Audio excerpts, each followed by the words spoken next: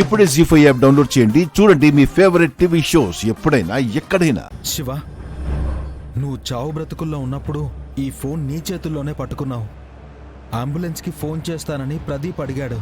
నా ఫోన్లో ఛార్జింగ్ లేదని నీ ఫోన్ ఇచ్చాను.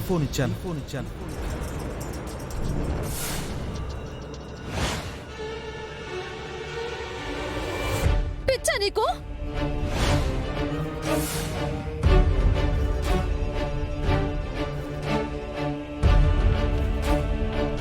ఏంటే ఎందుకు అలా అరుస్తున్నావు? అరవకపోతే నా ప్రాణాలు కూడా పణంగా పెట్టి గౌరక్క ఆత్మకి శాంతి కలిగేలాగా చేద్దామనుకున్నాను. ఫోన్లో ఉన్న ఆధారం మళ్ళీ మళ్ళీ దొరుకుతుందా?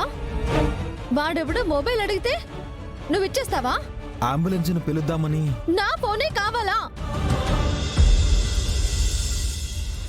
ఇంకెవరిది లేదా? పెళ్లికి అంతమంది వచ్చారే, వాళ్ళల్లో ఎవరో ఒకరిది నువ్వు తీసుకోలేవా? అంతెందుకు మీ చెల్లెలని అడగలేవా? నువ్వు ఇవ్వడం తప్పు. అందులో ఆధారం ఉందని నాకు తెలియదు కదా. తెలీదని నేను అనుమానించే వాడికి నువ్వెలా మొబైల్ ఇస్తావు? ఏమైందమ్మా?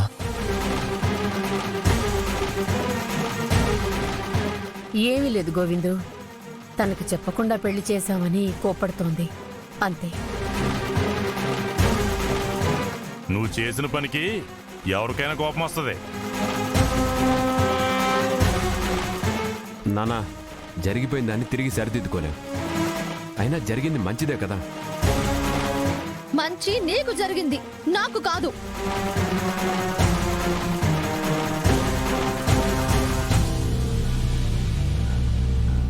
శివ, పొరపాటు అనుకుంటావో తప్పనుకుంటావో, నేను చేసిన పనికి క్షమించమని అడుగుతున్నాను.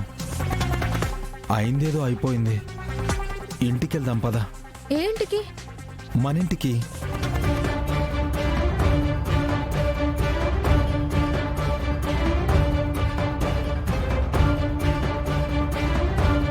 నీకు అన్నయ్యకి పెళ్ళయింది కదా, నువ్వు మా ఇంటికి వచ్చేసివా? ఒక పెళ్లి ఆగిన ఇంట్లో ఇంకో పెళ్లి జరిగింది. అక్కడికి వెళ్తే మళ్ళీ నీకు ఏవో గుర్తొచ్చి ఇబ్బంది పడొచ్చు శివా.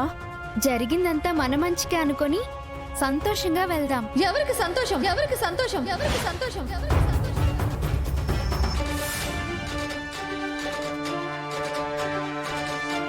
మీ అన్నయ్యకి పెళ్ళయిందని ఉప్పొంగిపోతున్నారేమో,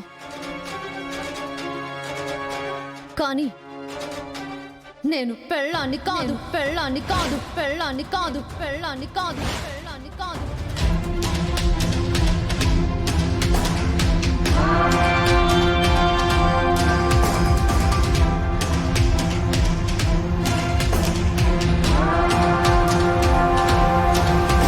శివ, ఏంటిది? ఏంటంటావేంటి పెద్దమ్మా?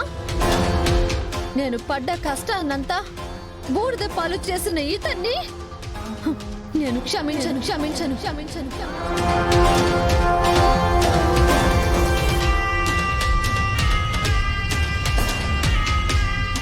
జీ5 యాప్ డౌన్లోడ్ చేసి అన్ని ఎపిసోడ్స్ పూర్తి ఉచితంగా చూడండి.